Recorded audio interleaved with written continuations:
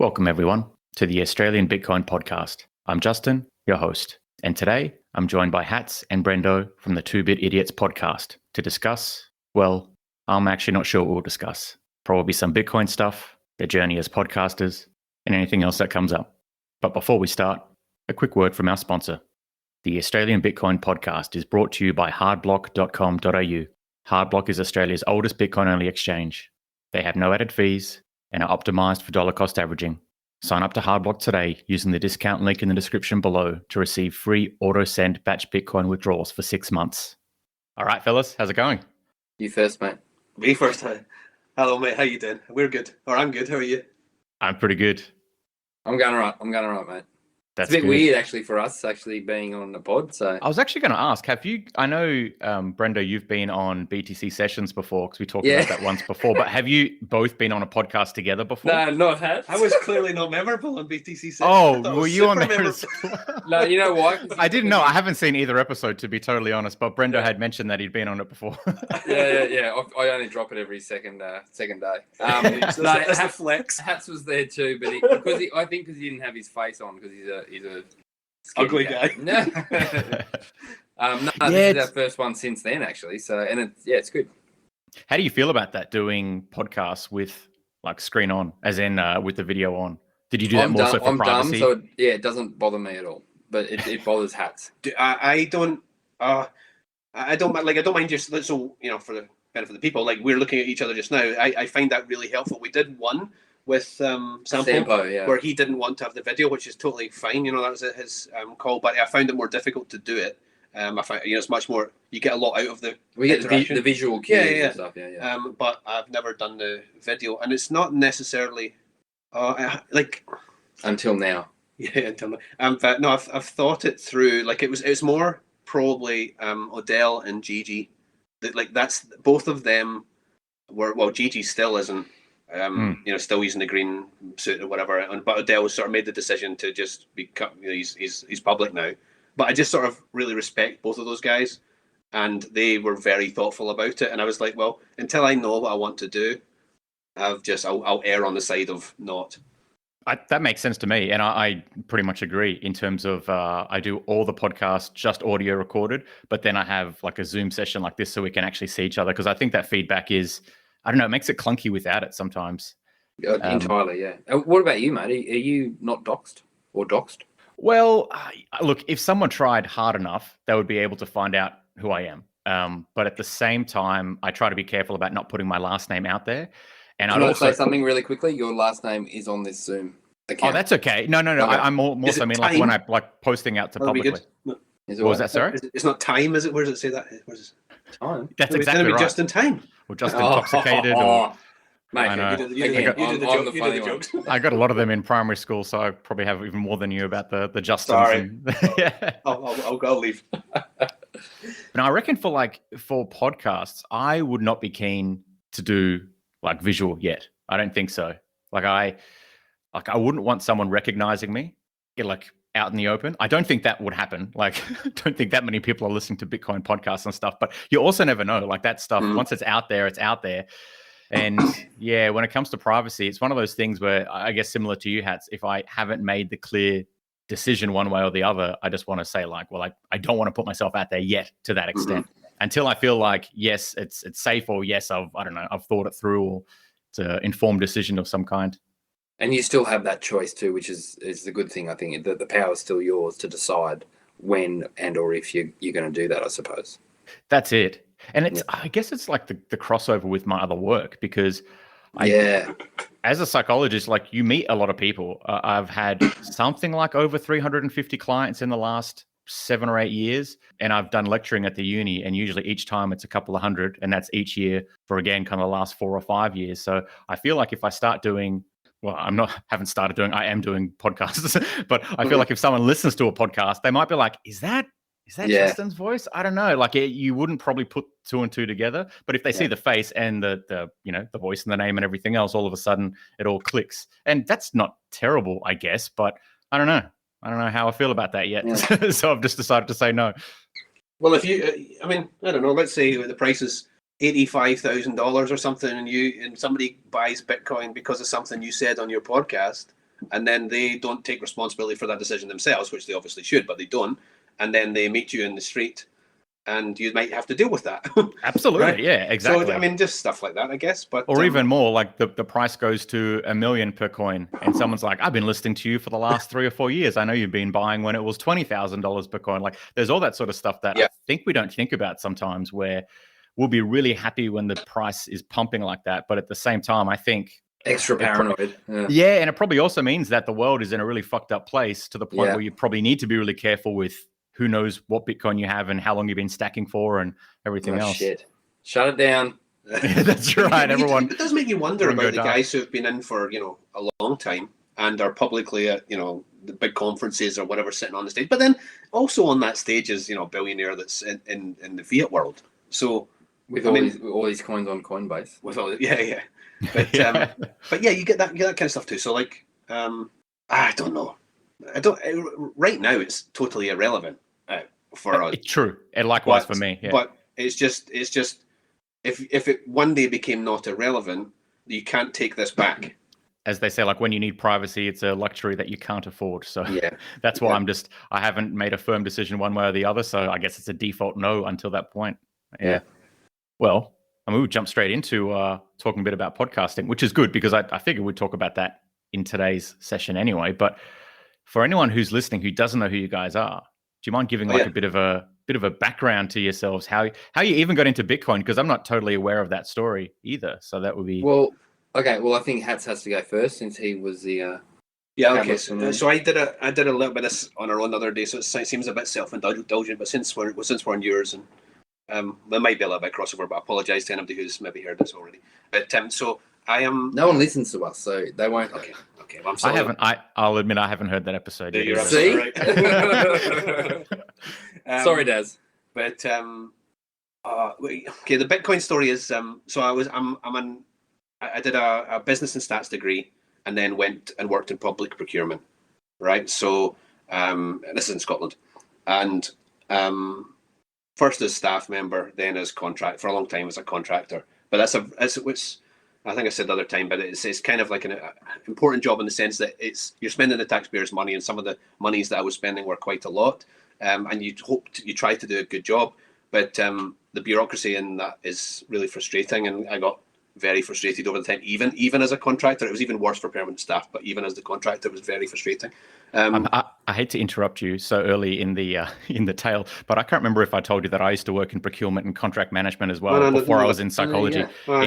South Australian government for about almost 10 years, and same sort of thing, man. Like sometimes spending like multi-million-dollar projects for like revegetation projects or building a pipeline to cart sand somewhere or something.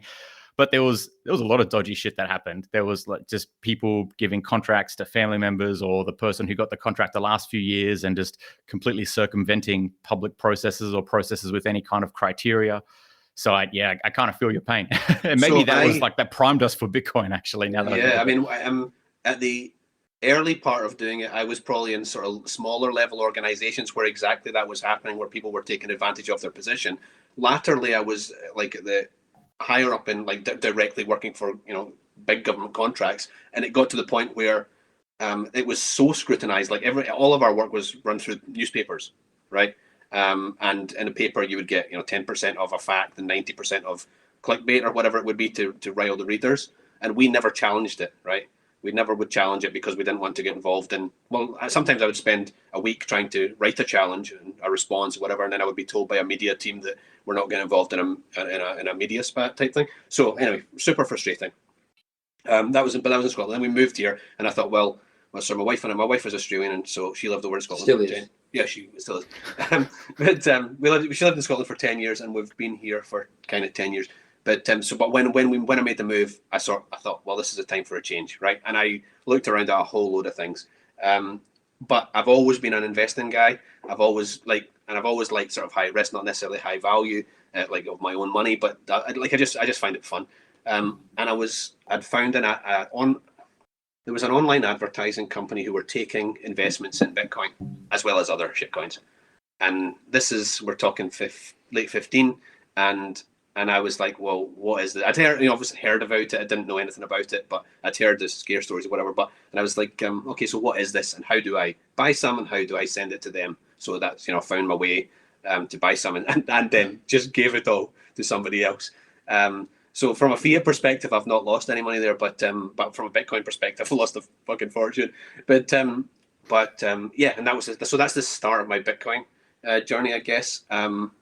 To not to use it as a store of value, not to use it. Well, I guess I was using it as a currency, I suppose, even then. And then I've come away from using it as a currency, and now I'm kind of getting back to thinking about using it as a currency again. And then, but the actual learning in terms of paying attention and knowing what I'm talking about, hopefully, was after the 17 run up. And like as I mentioned the other day, it was like you feel like a genius when it runs. And you've put in a bit of money, and and then when it falls back down, you feel like a moron. But it's hard to accept that you're a moron. And if you're stubborn, you're like, well, how do I prove I'm not a moron? So I went about trying to prove I wasn't a moron. Now that's just pure luck. I just ended up not being, but there was nothing about that. It could have gone the other way, right? What would that be? Late 17, early 18, after the run up and after the fallback, I started learning, and the rabbit hole is the rabbit hole. So that's mine. That makes sense. Yeah. I do want, if I can, just indulge. I'll go maybe after. Let Brendo go, and I want to just do something else as well, because I kind of feel. No, you go. You tell your story, and then I'll come back to it. Okay, not too much to tell. Probably like everyone in the kind of 2010 to 20 whatever period, a lot of people heard about Bitcoin. I was no different. I was always the kind of nerdy gaming kid that played around with DOS and. Like I love that kind of shit when I was a kid. So something about Bitcoin, I guess, piqued my interest, but not enough for me to actually investigate. And over, a number of years, I kept hearing about it, or someone would say, oh, there's this Bitcoin thing, there's Bitcoin mining, blah, blah. I'm like, oh, okay. But, and, you always kick yourself because you didn't do anything about it. So it was always something that was in the back of my mind. And then, as I've said before, hats came into my life. Sorry, man. And this was a guy that when we first met, he didn't talk too much about it. We have a mutual, we both got daughters in the same school, so that's our kind of link.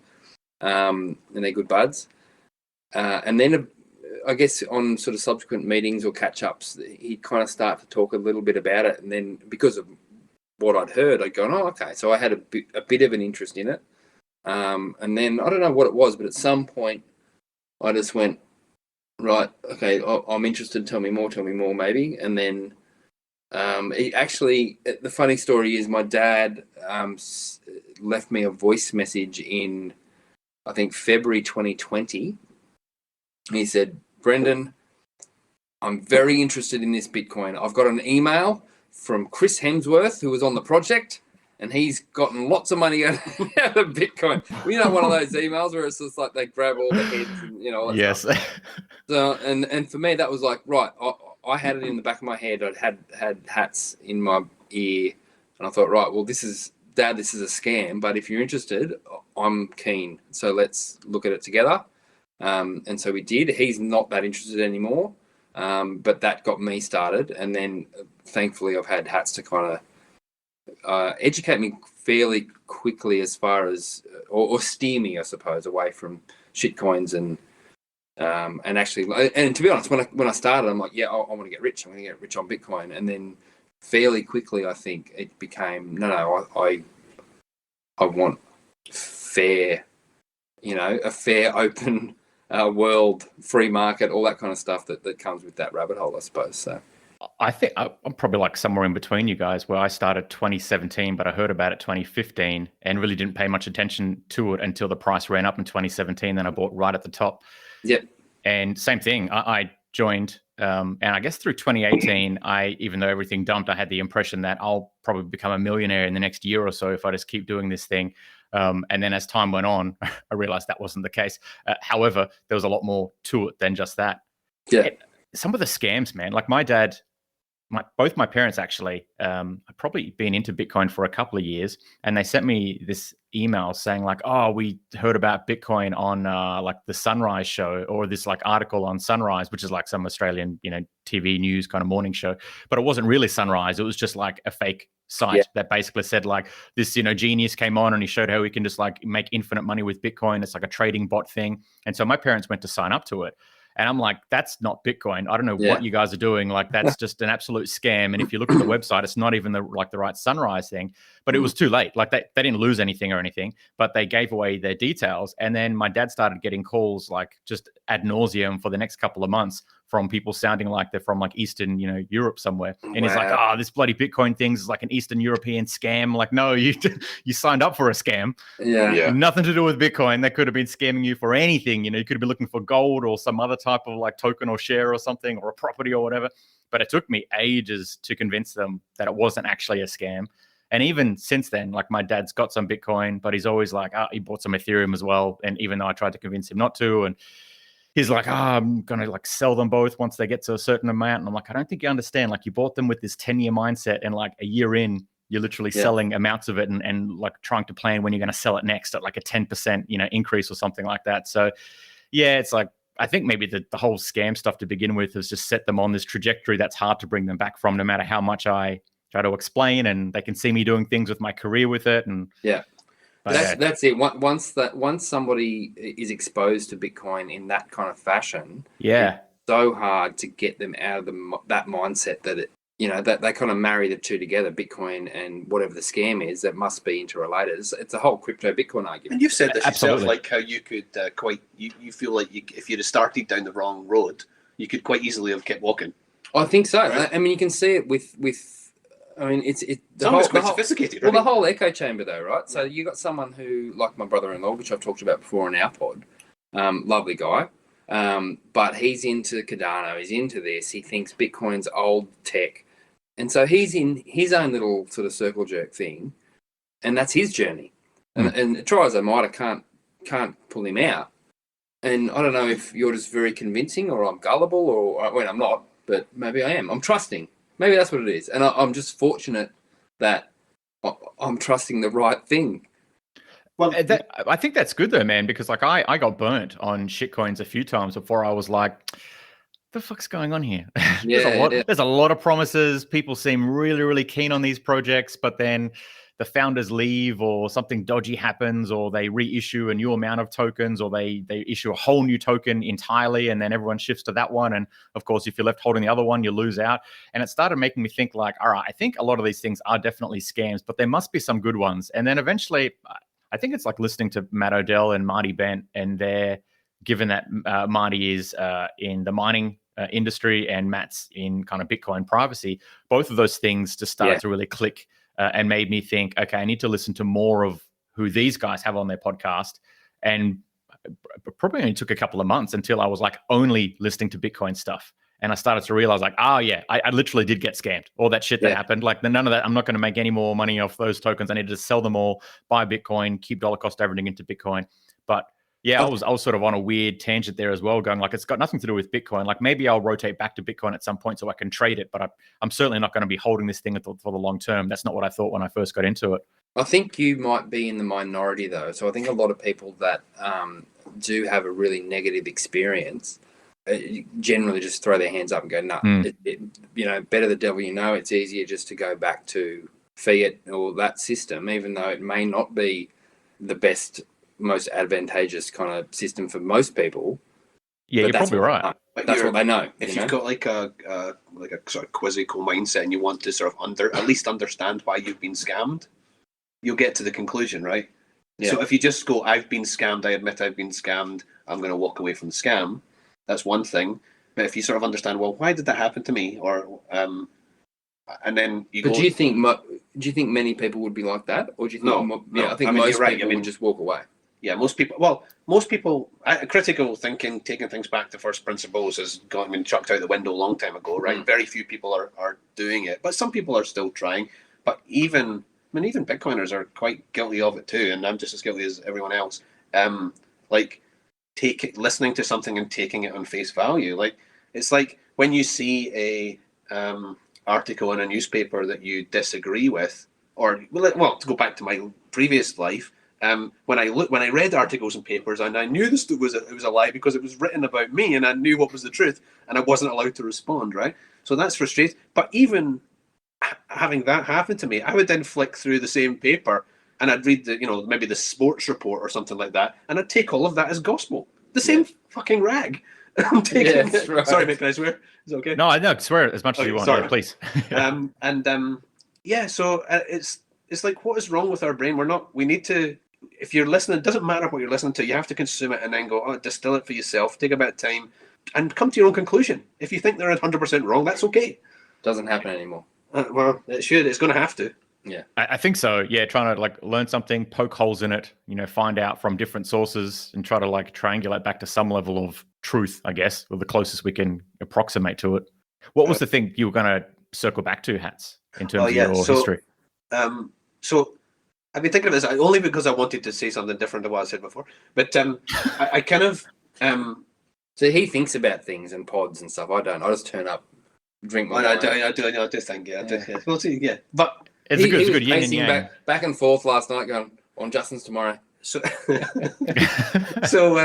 I think I've always been a Bitcoiner, right? But before Bitcoin was here, always been a Bitcoiner, right? I don't have the capability of ever creating a Bitcoin. It would never have been, if it was left to me, it would never have happened. But I've always had the mindset of what I consider to be a Bitcoin, and I think that's I think it's a kind of a Scottish thing, in a way, because I don't know how many elections there's been in my life, but there's never been a situation where the party I voted for won. Okay, because that can't happen just because of the way the system is set up over there. If you have a certain belief system, right? So you're, regardless of how you vote, you're never going to win. So it makes you. Why the hell I got involved in politics? I don't know, but it makes you really angry at the other thing, right? And that's why you get a lot of people. And this, I don't want to make this into a Scottish independence thing, but I'm a pro Scottish independence thing, not for a raving Braveheart, hodl Mel Gibson reason, but I think Scottish people need to take responsibility for themselves, stop blaming all of their problems on other people, even though some of those problems are being caused by the other people currently. It's got nothing to do with English people. It's just to do with the system of government that we have over there. And I've got a mate who we used to argue about this, so he wasn't a Scottish independence guy. What would I class him as more of a, his argument was kind of citizen of the world. And I was always like, well, that's wonderful, but back in the real world, what's possible? Frankly, Scottish people got the chance in an independence referendum in 2013 and voted no. Who does that? Do you want to be responsible for yourself? No. That's what Scottish people. So that's who Scottish people are. We need to look at ourselves in the mirror, right? But his argument was always citizen of the world, and I thought that was just like a pipe dream, wonderful pipe dream, but pipe dream, be realistic. And my argument was smaller government, right? So which was back to your own country, manage your own affairs. Yes, it's a small country, but there are plenty of small countries in the world. Bitcoin is his dream, right? That I thought was good, but I thought was unachievable. It is citizen of the world, and everybody there's no difference between the three of us sitting here and a guy sitting in Kenya or a woman sitting in Venezuela or whatever, a child sitting in China. Doesn't matter. This is open for everyone, and that is mind-bogglingly massive. When people actually consider the implications of that. Absolutely, and it's laden with all the concepts of individual responsibility as well. It's very anti-corruption, and I think I kind of, were you contrarian in your views? I guess it would sort of be contrarian if most of the time whoever you voted for was someone else that got in. Always, I like the argument. Always, particularly with friends. That's right. It's good to challenge things. That's my family. That's who we are, right? We argue. It's in a, well, hopefully we all walk away at the end of it and nobody punches each other. That's hopefully. Now, I can relate to that, though, because I feel like I was probably primed for it, too, in regards to individual responsibility, always feeling quite contrarian with what the majority view was. I was always somewhat opposed to it, not just for the sake of opposition, but things are very illogical sometimes in life. And I would look at it and think, well, that doesn't make sense. Why do we do that for? Oh, we do that because that's what we have to do, or that's what they told us to do, or that's what they did, 100 years ago. And it's just like, well, that sounds ridiculous. Why don't we do it a different way? So I've always kind of had that sort of view about things. Plus, knowing something is like just drastically broken in the world, but not really knowing exactly what it was, and trying to go like, is it corruption, or is it self-interest, or I don't know, are people getting paid too much money or too little money, or what is it exactly? Until you find out, like, it's actually the money and not the amount or who it goes to, but the fact that it's just broken can be manipulated. And then therefore it just, when you extrapolate out, it gets further and further untrue or more corrupt. And so I think, being a bit primed in that regard makes sense. I remember being back in my job, and we had a young girl come in to do, she was on a summer job, right? She was a student, she was a history student. She knew nothing about procurement, but she was smart. She had common sense, right? And she came in to take notes in a meeting once, and she came out and she said, that would, like, she was nice about it, but she was like, well, that was more interesting than I thought it might be. But can you tell me why? She's just inquisitive, right? She just said, can you tell me why you didn't do this, this, and this? 3 things. I can't remember what the 3 things were. They were basically, I don't know what, she would have been 19 or something at the time. She'd picked the 3 biggest holes in our department in the space of a 45-minute meeting, and she had no knowledge. She just had buckets of common sense, right? And was inquisitive and was prepared to ask the question. And more people need to be like that, because that's how we progress, right? Isn't it hilarious as well that most organizations say that's what they like? They like, fresh blood because they look at things with through a new lens. But when they do look at things through a new lens, it's very rare do organizations say, well, that's great, let's change that. They're like, shut the fuck up. Yeah, exactly. Do what everyone else has been doing. There's a form for that. Just follow the process. It's too difficult to update that worse now. As well, because they never take something away. No. We were talking to a public school teacher recently, and they were just saying and teachers get hard times of it sometimes. They got a lot of holidays and all that kind of stuff. She was saying, I'm working till 1 o'clock in the morning filling these reports. And really they're not being read, and nothing else has been taken away, so I'm still having to do this. I've still got my own family life. I'm still this and this. So, and you'll know, you work in the system, right? So it's constantly things being added to your workload, but without, it's like the tax code, right? Tax code, it's just, the book just gets bigger. So actually all that happens there is the person with the best lawyer wins. Yeah, right, pretty much. When actually you could simplify it down to a few pages or a white paper. One of the most wasteful things that I've found or seen over the years that I've been in local government are not necessarily changes of management all the time, but when there's kind of the higher up levels will say, okay, we're going to introduce this system or this, and then the throng has to go through all this training and changes and all that kind of stuff. A change management process, yeah. Oh, change management! I fucking hate that. And there'll be change champions, and they'll. Oh my god! Yeah, exactly. but you know what? Does it make you feel sick? Somebody saying that? Yeah, like 99% of these new initiatives and programs never actually go through to completion. No. Because there's either a change of management or there's just some absolute 180 to something else, something new and fresh with a whole heap of word salad around it. But the boots on the ground, they're just trying to do their jobs, but they've got to do all this wasteful stuff. It's just nonsense. Absolutely. The department that I was in changed names 4 or maybe 5 times in the 10 years that I was there. And each time they changed names, that's like stationary changes, yes. There's management changes, people reapply for their jobs. Like there was change in terms of where people are sitting. So sometimes we're going to a new building or sometimes we're consolidating into a particular, like on the same floor. Just the amount of that machinery of government cost is inordinate. And it's ridiculous. Waste is, like that's your tax dollar. Yeah, absolutely. Right? Everyone's tax dollar. But it's all in the name of efficiency. That's the ironic That's exactly, thing. Yeah. And I was in the efficiency department, right? So was he. The same, yeah, so the procurement department, that's right. But really, my job for the most part was people coming and saying, look, I've done this process. And I'm like, well, you've done it wrong because you didn't fill out this form and you need to get 3 quotes, not just go to your friend and blah. And they're like, okay, well, the minister said we had to do this or someone said we had to do this higher up. So like, how do we make this pass audit, basically?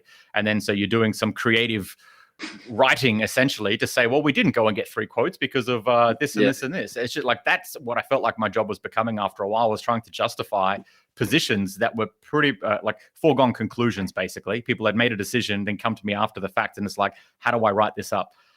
Eventually I thought, I can't do this anymore. This is like way too much. It's like asking the statistician to produce you a graph that tells the story that you need to tell. Yeah. Right? Or I've got a really good friend I'm going to see in a couple of months, not seen him in years. And he sent out like an office-wide email, one of these garbage things everybody has to read. And or everybody's meant to read and nobody actually reads. And that's why I read it, because it's my friend, right? I'm like, oh, what's up to? And dogs, yeah, I know. There's only one in the world. I did think it through. I can just like edit his name out if you like. Yeah. And I read this thing, and he's a good guy, and he's a nice guy, he's a smart guy, and he's a good guy, and he's a good guy on a night out, right? And this thing is absolutely garbage, like absolutely garbage. And I just, obviously don't have a filter, and I just went up and I was like, what the fuck is this? Like, what is this? This is the worst thing I've ever read. And he was like, yeah, no, I went on a course to write that. Because it's literally, that's exactly the aim of the course, is to say nothing in lots of words, right? Oh God. Okay, so courses and conferences, the next biggest waste of time apart from my actual job when I was working in government, because you go there with their intention is to send you there that you learn something. And I think it was kind of a reward sometimes, like, oh, we'll send you on a conference for a couple of days. It'll be a nice thing to do. I never once left any of those. Conferences, I guess, is a little bit different to like a seminar or a training, but even seminars and training where you should be going back with some like practical take-home things that you'll be doing different day to day, never. Most of the time it was waffle. It was some reassurance that I'm already doing what I need to be doing, but never once did I leave and come back and go like, well, that was worth me taking a couple of days out of the job, or the expense of the travel and everything else. Now compare that to the Bush Bash, Justin. Yes. Within the first 30 minutes in the Bush Bash, I had learnt a couple of things. The vibe felt, just so right in terms of being there. They're the best. Absolutely. And what did it cost? Nothing? Nothing? Yeah. Oh, well, you take your time and your travel. Yes, your time. Yeah, your travel, but I think that's fair. Yeah, proof of work. Yeah. Sorry. So why did you guys decide to get into podcasting in particular? Because we heard that you were doing one, so we wanted to. No, we just wanted to front run. I think it went the other way around. No, yeah, you got to front run, exactly. Yeah, we heard from Robin Hood that we needed to front run you. To be honest, I think I claim this, and I don't know if Hats agrees, but I think I said to Hats quite early. Well, not early, but months before we actually did. I reckon like 6 months. Let's do a pod. I'm prepared to accept that might be true. Yeah, and Hats rightly said there's too many pods already. I'm like, yeah, but we talk about it all the time anyway. And then I think it was like July, August last year. He's like, Brendo, we should do a pod. I'm like, fucking hell, all right, let's do it. So that's literally it. So we decided that we literally, like any Bitcoiner, we literally, every time we're together, I don't think we talk about anything else. No, we have nothing else in common. Other than our kids. Nothing else. So why not stick some mics in front of us and we get to have, drink. Yeah, get to have a couple of wines and just chat Bitcoin. Is there anything else worth talking about though, really? Exactly. I feel like it's the most important thing to talk about. I find it very difficult talking to family and like especially normie friends when they're talking about like they did a renovation on their home or what happened with like the sports and you're like how much was the lumber input cost? Like yeah, exactly. I'm like, have you guys been looking at inflation? Like, no one cares about that. You're trying to buy a house. Do you realize you're never going to? Like, you don't care about that? Like, but everything does connect. Like. I was a chat with my dad back in Scotland this morning, and as I say, it's been it quickly goes to argument and politics and all that kind of stuff. And I was like, this is all waste. This is a complete waste of our time. A complete waste of our time. Now, of course, I mean the whole Boris situation over there is a complete waste. I mean, but it's serious. Like it's funny. We're all laughing because it's just absurd, right? But it's also serious. Like these are the people who are charged with running the country. How many issues do you think they're managing right now other than just like the circus that is the TV? Like none. There's nothing happening. And people are like, oh, well, great. Boris is gone now. Yeah, but Boris is just going to be replaced by the next clown. Yeah, exactly. So we all need to just draw a line in the sand, let them have their circus. If they still want to have their circus, let the circus be and just build or And so, sorry, I didn't even answer you, but so your question. So yeah, I think Brendo did do that. Thank you.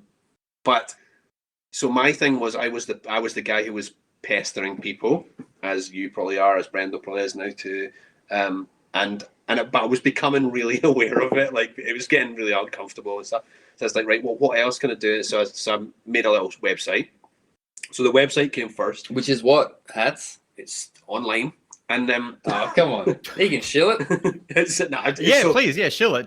So the website is bitcoin-first.com. Oh yes, yeah, no, I know that. Yeah. So and basically all it is like learning resources, education resources, places you can earn Bitcoin, like the games or the podcasting apps, that kind of stuff. Now, places to buy Bitcoin, and what's the fourth page? Can't even remember. Podcast. Learn, earn, buy, and play. Yeah, right. Yeah. Learn, earn, buy, and play. And I was like, because I thought, well, if people are genuinely interested, I can just send them off to that, and then I'll not pester them. And then if there's other people out there who are also interested, they can just they'll maybe come across it, right? So that was that, and then the podcast came after that. So I don't know. I was a bit of a "have we got anything to say" decision. Like, are we going to? We don't. No, but is there anything? Are we contributing anything of value to people? I still don't know the answer to that. No, but I think as we've said before, like if there's one person that gets orange pilled and one person that goes, it helps them stack more, then that's totally worth it. I had a guy contact me from Kenya. Look, it was funny, I met Kenya, but contact me from Kenya 6 months ago to say the website has changed his life. I don't know. I don't think you told me that. I don't know. And that is the best thing that's happened to me in Bitcoin. That's awesome. It's the best thing that's happened to me in however many years it's been. It's been one guy. I mean, it's not 400 guys. It's one guy. Well, that's it. It's taking the time out of his day to say that, and I'm like, well, that's good enough. That's good enough for me. If that's what I achieve, that's good enough. That's awesome. And I think that's where it starts as well. You know, there's probably more than one guy. It's just that's the one person that decided to reach out and say something, and over the course of time, that's there. And you might add to it, and even if you don't, it's still got a lot of good information. Yeah, and let's be clear. All the website is a curated list of all these other really good resources. Yeah. They're not my resources, right? There's not fresh ideas. It's just like how to avoid the crap. Like basically, it was scaling Brendo, right? That's what I was trying to do. I was kind of because with you, I was sending you information like all over the place, right? Yeah, true. So I was like, well, I need to pull all this together and put out there because it might be beneficial to some other people, and I can't do this 500 times. So in a way, we've never had this conversation. No, this is funny. But in a way, you have me to thank for the website. Oh, it's all you. It's all you. Were the motivation. Yeah. Yes. So my annoying habits of texting you all the time made you do the website. You're welcome. That's awesome. You're welcome. That's it. Sorry, go on. Sorry. I was going to say, do you still have the thought every once in a while now of like regarding the podcast of is this making a difference or has everything already been said? Every week I do. I just like, you don't care. This might be it. I reckon this is it.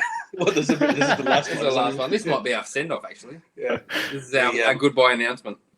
Yeah, do it on this channel. That'll work. Yeah, the torch is yours, Justin. We'll both hang it up. We'll give it to Jake. It's oh yeah, I mean totally. I mean like, but I had that. I noticed that also in Burundi, where I was like super interested in what everybody had to say, but there was a level of imposter syndrome in the room as well. Oh, big time. And I'm like, well, I remember the first one thinking that Stefan's going to do well, like really, like I'm gonna like that guy, watch him because we said that on the way back, right? Yeah. Like he's going to go a long way. Well, you were saying that's like you like seeing going and meeting the Beatles. That's what it felt like. It genuinely felt that way, and I don't necessarily. Well, I wasn't meaning particularly individuals, but it's like I just think that somebody within that room is going to do something big. Well, maybe they already have. Like it's maybe already happened, and we just don't appreciate it yet. Yeah. So there is a level of imposter syndrome all throughout Bitcoin as well. And it's good that people have the humility as well. Like I like that, and I need to find it more often. But people, there's just I don't know. People need to be more aware of the good that they're doing for others as well. I think it's real. I think it's understated as well because I've had the thought a few times, at least, where it's like it feels like everything's been said. Like every podcast, I do feel like I've reached podcast fatigue in terms of listening to podcasts, where it's a lot of the same podcasters and it's a lot of the same kind of topics. And although it's always reassuring and kind of fun to listen to it, I do get to a certain point, like partway through, where I don't think I've really gotten anything new from this. Like I've reached a bit of a quota with some of those things. Yeah. And that doesn't stop me listening. I think I've probably listened a little bit less, but I'll still keep listening, because every once in a while you'll glean something new, or there'll be a new topic or a new person that kind of sends you down a bit of a tangent. And I think that's still worthwhile. But yeah, I've definitely had the thought of, has everything actually already been said, or can I really put something out there that's going to be useful, that isn't just like some sort of replication of like another guide that exists or another podcast episode that's already been done. I think it's kind of useful for me to have like Hard Block linked in with the podcast, because because clearly Daniel is seeing the value in it, right? And from a business perspective, he sees the value. So he wouldn't be happy with this if he didn't think it was contributing positively towards his business, right? Exactly. And look, just the motivation, like we talk about the episodes, Jeremy and Daniel often have different ideas about what we might be able to cover. Jeremy's often in the episode, so is Daniel from time to time as well. So having, I think, partners to do that with keeps you motivated. Even sometimes when you're not totally motivated to do it, you're like, well, we just got to like keep kind of pushing on with it, try to put out something that is useful, and know that there's going to be someone that it impacts, basically. And it's there, essentially forever, which means you have no idea in a year's time or 10 years time, the kind of things that people might need to just get their head around. And this is a useful snapshot in time. Yeah, I think, sorry, I was going to say, I think the thing that differentiates you from us is that your pods are, I think, much more informative than ours.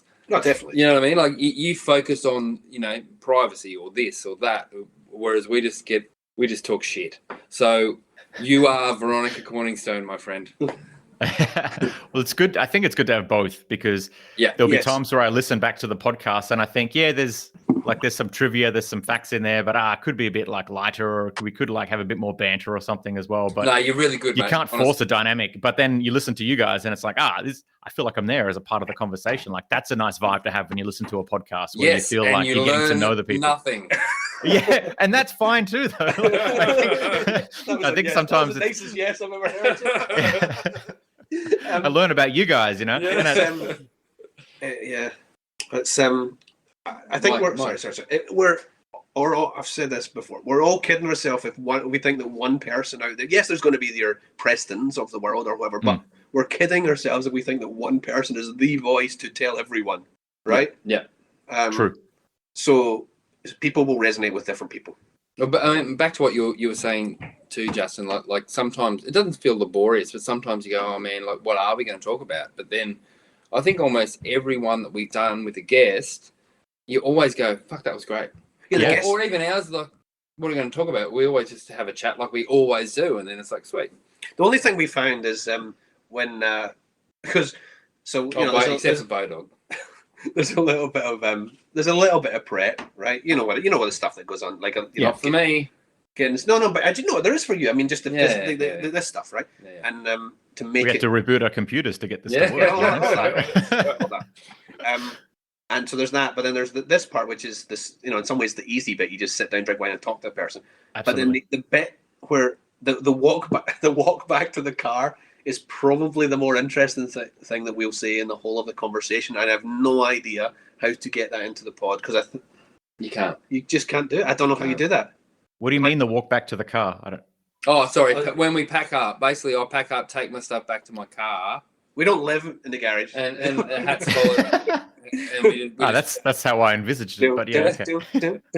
No, odd couple music. Oh, Is that Odd Couple? I think it is. Anyway. But yeah, there's, and that's the most honest bit. Not that we're being deceptive here, but like the most, you're just not, because you're aware that somebody could be listening to what you're saying, so you're sort of censoring yourself all the time. Absolutely, yeah. Like, I don't know, like you go to the shop and there's a certain way that you talk to the guy at the counter, or you go to whatever, right? We've all got the same. You go to the doctor and there's a way you behave at the doctor. I think for us over time, it's becoming a lot more comfortable. I don't know about you, Justin, but like it's certainly the first few for us were pretty stilted. Hello. Yeah. My name is. My name. Definitely. Welcome. Yeah. But You can't, just embrace it. Yeah. And I have less moments now where I become self-aware that I'm being recorded doing a podcast. And now it just feels like a conversation more than anything else. But the first, I don't know, maybe within the first 15 episodes or so, there would be moments within each episode where I'll be talking or someone else is talking and it's about my turn to speak. And my brain's like, oh, wouldn't it be terrible if your mind went blank? It's like, no, don't have that thought. It's like, that's me every week. You ever walking down the street and think, I could just kick that person? Yeah, that's right. Yeah, that one's fine. If I just kick them. That's a fine thought to have because I know I wouldn't kick them. However, when you're in the middle of a podcast and your brain's like, wouldn't it be terrible if you started thinking about something irrelevant right now? You're like, I'm doing it. No. So I'm meant to say something intelligent about privacy soon. So what do you, comparing you doing it with a guest compared to you and Jeremy or you and Daniel or whatever doing it with the three of you or with a guest as well? Like, do you find what's more comfortable for you? Probably. Like, do you have to prep more when it's just you?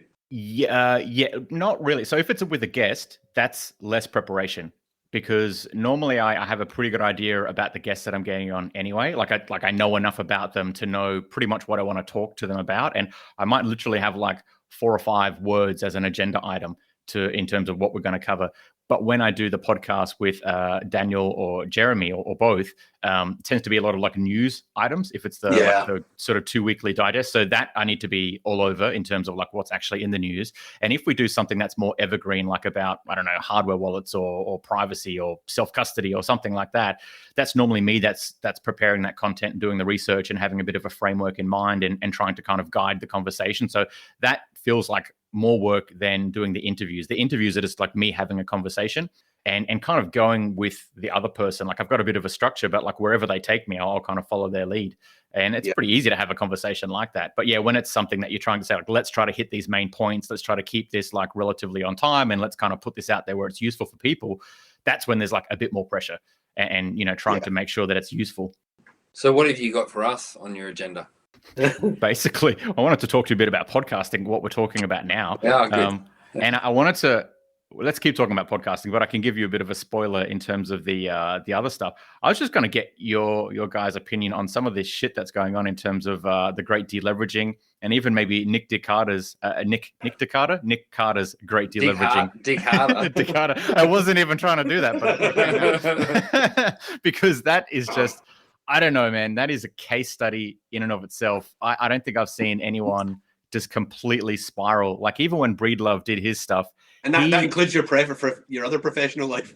Yeah, absolutely. Like no one doubles down that much. Normally at some point people kind of walk it back and they're like, look, I'm really sorry what I said last session or I've talked to that person. I actually have a different, view on things now. But no, he's going hard. He's literally doing like a roadshow about how, I don't know, he's destroying the Bitcoin maximalist culture and I think proof of stake still works. And sorry, you really kind of shown his level of ego, I think, which I didn't really realize he had. And to be honest, it's probably moustache didn't give it away. No, but I think that ego has been. That's I know that's petty, but it's no, true, right? Can we say it loud? There was a few recent things that I watched of it. I used to watch a lot of his stuff a long time ago because he really took down a lot of FUD around like Bitcoin mining and energy use and everything else. And I thought that was very, very useful. He was very much a net positive. I hadn't watched him much recently until like a couple of appearances, maybe at like Bitcoin Miami or something. But like the look on his face, it was like Blue Steel from Zoolander. And the mustache. And it was like, why is he doing that with his face? It's like he's constantly trying to have like this, I don't know, like macho kind of look on his face. And I noticed it. This is well before he's like, is he a very young guy? This now. I think he's quite young, So it's partly that, probably like, he's had a lot of professional images taken, in different settings. So he knows what he's doing. But I think like how much, and this is a genuine question, how much of his ego is kind of come from the Bitcoin maxi community propping him up and saying, absolutely. Amazing, your writing's incredible. You're the smartest guy ever in this space. Yeah, you know what I mean? And they're just as quick to tear him the fuck down. And he needs to come down a peg because it's ridiculous. He's a star. What does he say? My star will continue to rise or something. Yes. Yeah. Oh my God, puke. I just feel sorry for the guy, right? I mean, really. Well, compared to Breedlove though, so Breedlove kind of you would have thought he doubled down, but he's nothing on Carter. You know what I mean? No. He seemed to double down, then he went quiet. Yes. You know and what I then mean? I think he came somebody's back and he's taken- like, I donated this to a charity and I was doing it for experimental purposes or, research purposes or something. So Yeah, he so pretty wrong or quickly right. backtracked. Yeah, wrong or right. He's, I think, clawed his way back or done Yes. a bit more humility, certainly, than Nick Carter. Yeah, I'd But say even so. why do people? This is for you then, Justin. Why do people have such an issue with apologies? Like Giving them. just admitting I got it wrong. Like it's after you've done it, it's like this 4 words or whatever, and it's after you've done it, it's pretty much fine. Yeah. Like, I people think it's go, just you did get that wrong. Thanks for an saying. ego thing. Yeah, It's but just Totally like, ego. It's all ego. a way of viewing the world. And if someone tries to correct you, your brain is just, or your mind is it's too difficult. It's much easier to persevere with, the trajectory that you're on, especially if it's incentivized in some way. Like you have a venture capital fund that is investing in shitcoin projects. And this, most recent one, he's obviously invested in, that's got all that sort of surveillance tech built into it and blacklisting for, OFAC blacklisted accounts, etc. If you've got some big incentive and someone then calls you out on it, firstly, there's a psychological component where if you've justified it to yourself, it's going to be easy just to continue with that train of thought. And of course, if you've got an incentive, there might even be other reasons that you do that. But I think once you get used to being humble and realize that is a superpower to actually be able to say like, oh, I don't know. Could you explain it to me? Or, oh, I must have got that wrong. Let's try to figure that out in like a different way. Like once you realize that's a powerful tool to have, and then you can kind of, be closer to people, you can learn more things, you can progress better. Then I think people start being able to make apologies. But I think it gives a different. I think it gives an even greater level of respect because, like, we went to see a dietitian once for my daughter. Not get into the personal thing of it, but and I was a bit, I'm not great with these things anyway, so I was just going, okay, I'll go and I'll listen, but I'm, whatever, I'll probably not say much. Anyway, the lady was wonderful, and but she kept answering things, but then about 3/4 way through, my wife asked a question, and she said, "Oh, I don't know." Or at least she looked, she sort of thought about it. You could see her thinking, said, "I don't know," and said, "I'll go away and try and work that out and come back to you."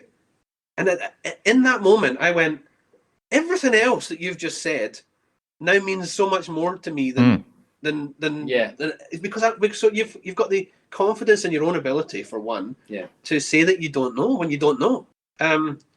Which adds weight to what she'd said. Yeah, definitely. Confidently before, and you go, you know what you're talking about. Yeah, totally. And that's the difference between like an experimental or like a research mindset of like, oh, we're all trying to figure this out, rather than, oh, I have the answer. Because if someone says, no, that's not the answer, you're probably going to fight them over it. Yeah, but if you think you're just researching, exploring, experimenting with the world, you'd be like, oh, that's a different answer that I came up with. Yeah. It's interesting. Let's try to like figure out how we reconcile those two. Or I don't even know enough about that. I need to go find out more and come back to you. Yeah. But that's like the scientific process. That is what it is. Like it's just 2 people or 20 people or 100 people attacking each other with ideas, and the best idea wins. It's nothing to do with the individual. That's it. Great. Yeah. Hopefully you make a career out of it, and you can buy a house or have a happy family or whatever. But it's about the idea. It's got nothing to do with. And if we can take away that's why what Satoshi did. And I can bring everything back to Bitcoin. just as everybody who hates me. But yeah, it's why what he did is so special, or he, she, they. I don't know. But it's like, did he work it out? Sorry, I just realised Satoshi has pronouns. Oh, so yeah. Anyway, sorry, they, them, they slash they, them. them. Yeah. But were they really? I mean, it's just spectacular from so many angles. That is one of them. Like just realizing that they're the biggest attack vector. They would have been the biggest attack vector of the whole thing. And there is no they. I mean, not really. Not anymore. We are, I guess. Yeah, I mean, frankly, if Satoshi comes back and claims his 1,000,000 coins and spends them, good. I hope he wants something of mine. I'll buy it. Let him buy it. Like really, like good. And if that blows the value of my Bitcoin, good. I hope it does. Like that, who deserves them more? True. Would you reckon? We'll go down this tangent a little bit. Do you reckon that would kind of ruin some of the original ethos of Bitcoin, or I don't know, like that kind of immaculate conception, no pre-mine, because that gets thrown around a lot. And like I kind of agree with you on a personal level. Is if Satoshi came back and said, "I need these coins for one reason or another," or even like I'm going to use them to further the network, regardless, I would probably think whatever. Like he's pretty much earned them. He's like invented and bootstrapped bootstrapped Bitcoin. Bitcoin. The second one, sorry. Oh yeah. Like, furthering the network, the network has been furthered far beyond Satoshi. True. Right. So we don't need Satoshi is not required anymore either. But the original, yeah. Yeah, I was thinking more so if he's going to donate it to like developers or something like that. Yeah, like I want to contribute to the network and not to be in charge of it or something like that, but to say I'm going to put these coins to good use. I would, even if it was more like I'm taking these for personal reason because I earned them, I would be okay with that. But I think there'd be a lot of people that would use that as more fun to say like, oh well, the thing that set Bitcoin apart from shitcoins is no longer a thing.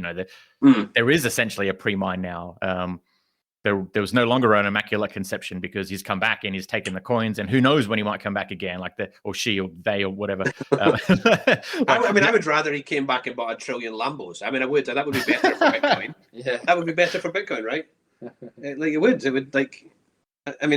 Because if you get a person that has that much influence, we want this to be spread as far and wide as possible. And he's got to be dead. It's got to be Hal. It's got to be Hal. Who knows? Hal or the other guy? The other guy. No, not he's still alive. I was thinking the other guy that's died, but I can't remember his name. There was an article that was written about him to say like he might be one of the most the top contender to be Satoshi. I couldn't even. I wouldn't have been able to Google it or DuckDuckGo it because I don't know the name, so it's not going to find it. But maybe I'll add it to the show notes just so if you're curious. I just want it to remain one of these questions. What would you do if you won the lottery? Like that's a fun question just to chat about. In fact, I don't want to win a lottery. I've got Bitcoin. But what do you mean? What would you do if you knew who Satoshi was? No, like this eternal question that's unanswerable. It's better. I would prefer it if he never came back. Yeah. Okay, so if somebody said to you, "I can tell you who Satoshi is," would you want to know or not? Yeah, I would want to know whether I would. Whether so you don't prefer it? No, I more so mean. Publicly. Yeah, publicly, yeah. It's like for the ecosystem, I think it would probably be better if he never returned. But at the same time, if he did and took the coins, I wouldn't feel that much differently about Bitcoin, and I wouldn't feel any differently about like what they've created essentially. Yeah. But I think that would probably shock the ecosystem for a little while, just any big change, any unexpected change like that. Yeah. But if I could find out who Satoshi was, I would happily know that. But would I tell other people about it? I don't think so, because that might ruin it. It would also take the magic away for yourself. Yeah, well, that's true. Yeah. That said, I would totally want to know. I'd know for sure. No, it's hats. It's hats. Yes, I guarantee you. If I said I know who Satoshi is, you'd be like, Don't tell me. Oh, fucking okay. Tell me. Well, the saying is not "don't trust Brendify." I wouldn't believe you. So, it's better not. I don't want to. What's the best? It's Alan from Smith Street. Well, that's the thing. I was going to say. The story better. I reckon it would be a disappointing revelation. It wouldn't probably. Well, look, we don't know, but that's just how I imagine this to kind of work out. Where they're like, "Oh, it's X, Y, Z," and you go, "Who is that?" And he worked on some computer programming thing at some point that no one ever heard of, but he was a genius and just put all this stuff together. It's just like, oh, okay, that's far less interesting than when he was younger, he rolled out the transport system in Perth. Exactly. That's not great, is it? No. There's nothing that's going to make that story better. So why no? Why it's not? You don't need to know. Yeah. I wouldn't say no. Yeah. Okay. Cool. We'll argue about that one then. But Well, I'll ask you the other question. Then we'll circle back to podcasting. So I was just going to give you a spoiler, and then we ended up talking a bit about Nick Carter. So we might as well talk briefly about the other thing. How do you feel about all the deleveraging that's going on? Is this a healthy thing? Yeah. Well, that's out of my wheelhouse, so you're going to have to break that down for me. Oh, sorry. I mean BlockFi, Celsius, Voyager, all that sort of stuff. As in, people loaning money to others. Sorry, gotcha. Yeah, that's right. So I could qualify that, I suppose, with the shitcoin shakeout, yeah? It's great, right? But we just all have to be aware that there are perfectly decent people who just didn't know, like we just didn't know before we were in, who bought in at 85, 89, 92 and are currently shitting themselves because they can't afford their supermarket bill, the gas bill, and their mortgage rate, right? True. So, and they're also the ones that, as we were saying earlier, that won't come back because they're going to tar everything Bitcoin with the same brush. The majority. I think a lot of them won't come back. Until they have to. The stubborn ones, I think the stubborn ones will hang on. Yeah. But so it's a great thing. It's for the health of Bitcoin and the longevity of Bitcoin, and just generally, it's a great thing. People are learning a difficult lesson. There was a video from somebody today who's need to dig that up. I'll give it to you for the show notes, but I can't remember. And it was just a guy, probably a bit of a shitcoiner, but I think it was Voyager. He had a lot of assets on Voyager. I don't know if you've seen that today. It was on Twitter. And there's a lot of criticisms of him too. You made all this money from promoting shitcoins, blah blah blah blah blah. But he's openly said he had it there and he's lost a lot of money. So there are. Was that the one? It was 420,000 and 690 or something like that, where he made the? Or maybe that's a different one. Yeah, something like Zuzu and Pomp, and then he donated basically like almost $500,000, and then found out that you actually don't own any shares. This is just going into like you've just lent us money essentially. But he thought that he could go sell these shares at some point or something, and maybe that's a totally different one. But yeah, no, I think that's something different. But I mean, there's going to be stories all over the place, and also like a lot of people who you consider to be solid Bitcoiners, it'll be them too, right? True. Because they've made mistakes. But we all just like that is reality hitting people in the face, and that's I've said this to you, right? The best thing you can get is a punch in the face. It's the best thing you can get. Well, you said slap to me, but you want me punched? It's like kick in the face. We got to like. The best thing that ever happened to me. Changing his story. The best thing that ever happened to me was 2017, right? Or 2018, I guess. The early 2018. Best thing ever happened because it made me just go look at properly. So this whole thing sort of feeds into the Wild West narrative, yeah? So, that as far as regulation goes. So is that also a good thing? True, yeah. There's a lot of gray areas here, isn't there? Because like from an individual perspective, I don't want other people to lose their life savings. People will quite literally kill themselves over the deleveraging that's happening at the moment. Not just like Bitcoin price being down, but them having money that's then being locked up and they can't withdraw it and they may never get it back. That sort of thing is, there's been, people that have posted up about suicides and that kind of thing. So I don't ever want anything like that to happen on an individual level or people to kind of go through that sort of pain, even if they, don't go to that extreme. But then at the same time, Austrian economics, free markets, the fact that we don't want to replicate the fiat system and just keep kicking the can down the road with more and more debt to try to bail these things out makes me think, well, this is a good flush out. This is required to kind of keep the system healthy. Yeah. But at the same time, there's going to be some very unhealthy people on an individual level because of it as well. And you're right, this will spur things like, more push for regulation. And I'd rather not have regulation, but then at the same time, if some of the regulation actually brings about transparency, so if you go to buy a shitcoin from, I don't know, an exchange or some sort of project, they need to explain, oh, look, this is not actually a share or an equity. You have no voting rights whatsoever. Or if you do, this is the extent of it. And we own a bunch of these tokens and we have the intention to sell these so we can fund the project. Like if that was more transparent, that would seem fairer to me. But at the same time, I'm sort of loath to say we should have more regulation. Yeah. Especially with the conversation we were just having before, where it's like there's always one more, there's never like one less. It always just goes incrementally forward. It's with the guys at what do they call it? The Australian Bitcoin Industry Body, or what is that what it's called? Yeah, ABIB. I fully respect what they are trying to do, and the intention is great. But coming from government, and I don't believe there's going to be a genuine attempt from the other side to engage. So I'm a line in the sand guy. I'm a build it and they will come guy. And regulations happen. Regulation is going to come. Whether Bitcoiners want it or not, like the other side is going to want to regulate, and so yes, you want to be in there and shaping it. For me, that is the side where you're knocking your head against the wall, feeling so frustrated with the bureaucracy that you can't get the right thing done. And I don't think that's the time well spent for people. But I do respect that said, I do respect the guys that are trying to do it. It's wonderful, but good luck to them. But it's not for me. Yeah, I'll chime in. So I get that, but at the same time, if there isn't a body like a Bitcoin only body, at least attempting to get conversations happening, I can't think of the other the crypto one in Australia. It's like Blockchain Australia or something like that. Yeah, it's Blockchain Australia. It's some other crypto thing, and the government is actually going to them for advice. Yes, and not going to the Australian Bitcoin industry body. Yeah, so ABIB actually trying to get some seat at the table is at least giving us, Maxis some or a better representation than Blockchain Australia or whatever, who are trying to do everything or trying to say, everything's good. Yeah, you're right.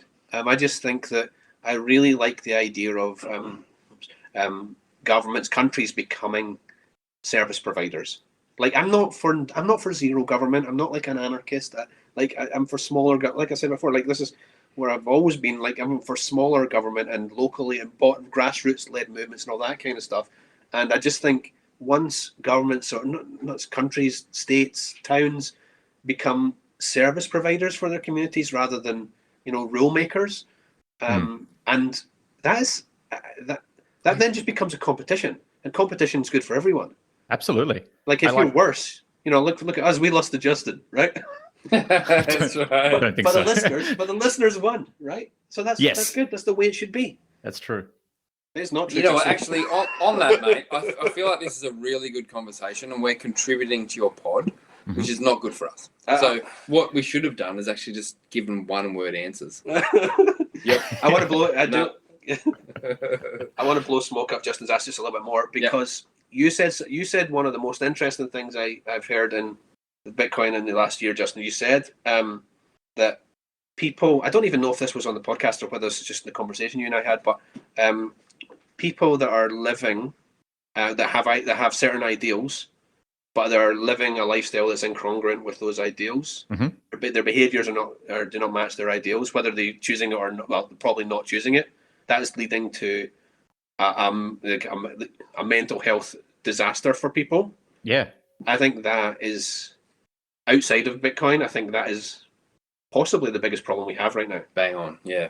True. I think a lot of people don't even know what their values are. And so they end up pursuing all sorts of sort of frivolous, wasteful stuff like consumerism, or substances or TV or whatever. It's just like it fills the void. It's just a distraction technique because otherwise when they're not distracted, they feel empty or anxious.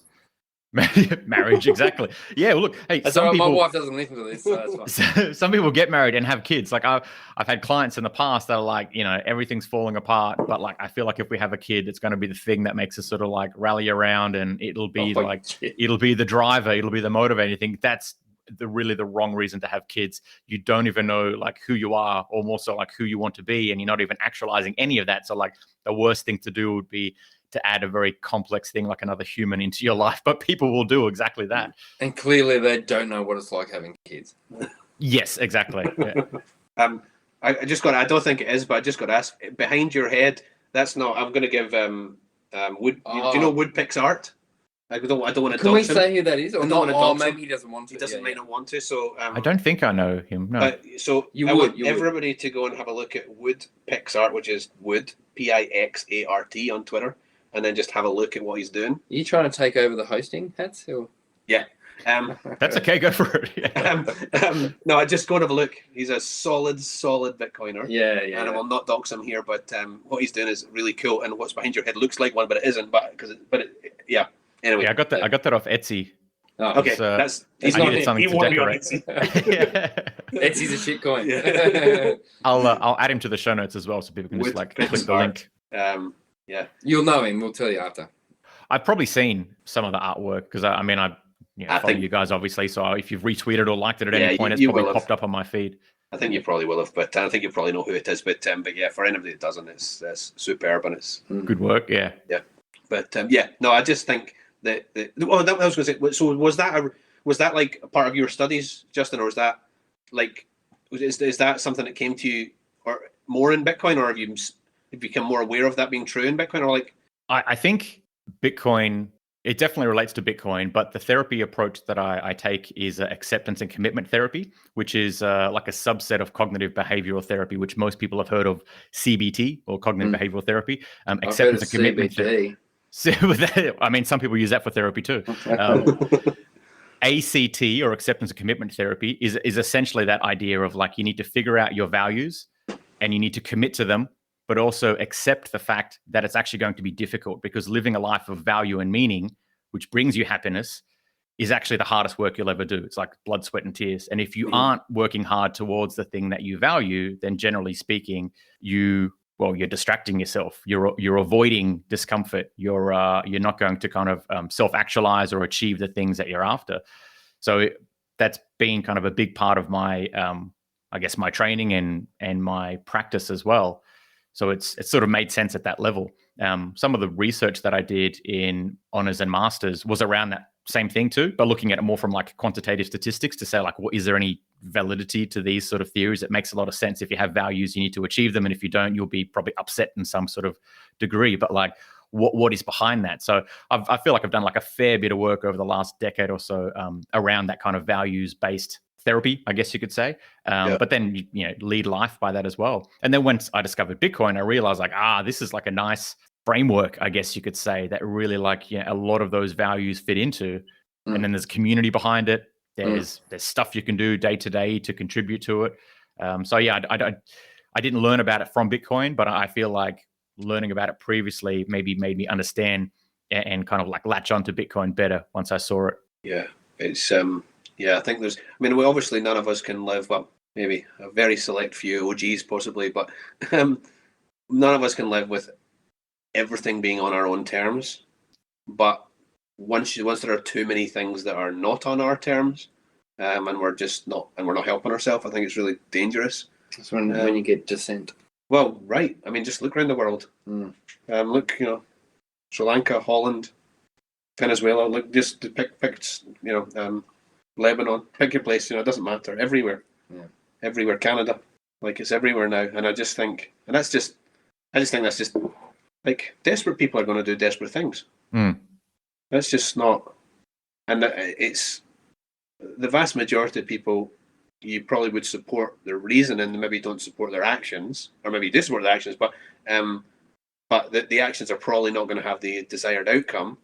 But you're just like, if you could just get the message across to them as to why this is happening, then you'd probably find that, like, I don't know, there's hope on the other side of the equation. Like, there's real negativity over here, like in this fiat world, and it's if you're only seeing that right now and you don't really understand, you're just seeing prices go up, and you imagine you're just sitting at home and you're seeing prices go up and you're seeing like your central bank increase interest rates. You're like, well, they know we are struggling, so why are they putting the rates up? Then it doesn't make sense, right? Logical. So if you're just looking at it at that level, but obviously you dig a bit deeper, you can understand why they're doing it. But yeah, it's really really negative and really lacking in hope over there, whereas the other side of the fence is really positive. And I just want to drag people across to that side and just let them do what they can do. Absolutely. And I hope that people realize that, well, there is hope on the other side of this, but it's not with the existing system. And this maybe even goes back to the kind of Australian Bitcoin industry body and everything else, where it's like you probably need to have your voice said to some degree so Blockchain Australia doesn't just completely corrupt it with shitcoins. But at the same time, the priority should be just building the alternative system and letting people know about the alternative system. Because otherwise, all this stuff going on in the world, people put it into the old framework, which is like, oh, we need a new politician. Because once we get rid of the old politicians, then they'll fix it. Or we need a new bunch of central bankers. And once they deal with the monetary supply differently, then, it'll all be fixed. I really hope the majority of people don't go that pathway, because then we just get to like loop back over for the next 150 years again. Whereas people actually discovering something like Bitcoin or the idea of hard money or the fact that there's even a problem with money in the first place, I do think that leads to a lot of hope, because then people can actually put their finger on the problem and say, well, it's not about the people in power. Well, it kind of is, but it's more so like the thing that they get to control. So if we can fix that thing, those people aren't in power anymore, or at least they don't have, infinite power essentially. Yeah. See, I just don't think the vast majority of people, this is pretty negative, the vast majority of people are ever going to understand this, right? I don't think they're going to. I think we can try, and we can try to bring as many people we can, but I think if and when we get to the good side, people will just use it. It's like, I just turn on the radio. I have no idea how radio works. I just turn it on, right? And so people will just turn on Bitcoin and they'll use it. And things will be better and they won't know why, and that's okay. True. But we also need the builders, the early adopters to come in and talk and write and build and code and whatever else. This reminds me of a topic I was going to bring up that's related, I think, to all this is toxic maximalism. Because to some degree, I feel like if anyone is going to really know about Bitcoin and not get too waylaid by shitcoins or other fiat fuckery, nothing to do with cryptocurrency whatsoever, I feel like that loud voice that comes from Bitcoiners, that very kind of myopic voice from Bitcoiners, is actually really important. And especially when people deviate from that, like the Nick Carter scenario or the things that are going with BlockFi and Celsius or whatever, that extreme response. And I think toxic is not probably the correct term anyway, because it's not like Bitcoiners are malicious and go out of their way. I feel like they react, they respond, and it comes from like a place of love and wanting things to be better, basically. It's not like they're targeting some poor person on the street that has not said anything, right? Yeah. They're going after people who deserve it. Well, deserve it's maybe harsh. Well, I don't know. But they've done something to warrant it, reacting, I think is a key word there. Yeah, for sure. For me, I guess coming in later, and we've talked about this, like I kind of was like a bit affronted a little bit by how the toxic maximalism, like just going, man, it's pretty nasty. Pretty full on, yeah. And to be honest, still, there's some stuff that's unnecessary. There's some shit that goes out there. Like there was something about, I think it was Miami, there was some woman with a flat ass. Oh, that was, I think that's about crypto finally or something. Yeah. I don't know, but that was hideous. Anyway, that's unnecessary. But if it's something that is reactionary to some bullshit and calls it out on the spot, then I'm all for it now, if that makes sense. Well, you've become more... It's been Maybe great. I'm more toxic. It's been great to watch you become more toxic, and I think it happens to everyone. Because you become less... You're like, well, how can you not get this yet? How can absolutely. I've said this 4,000 times. But it's not... I don't think it's intolerance. I just think it's just not being tolerant anymore. You know what I mean? Is that not the same thing? Well, it is. You know what I mean? Sorry, intolerant as a derogatory kind of trait. Like it's not a trait in you that you're an intolerant person. No. It's that you've become intolerant of the topic. Yes. Sorry. Yeah. Definitely. I mean, definitely. Yeah. It's so I think I'm all for it. But anyway, apparently, we're all dead. The Maxis are dead because Nick Carter said so. Because now that he's left, we're all dead. There's no one left. Now that Nick Carter's gone. The quote as well, it was something like, I've never been a Bitcoin maxi. And then like a couple of breaths later saying, but now that I'm not a Bitcoin maxi, it's pretty much all over for them. Like, wait, what? It's just it's all over. Completely contradictory. I have to read that back just to pain myself again. That's right. It's like none of us are bigger than this. None of us.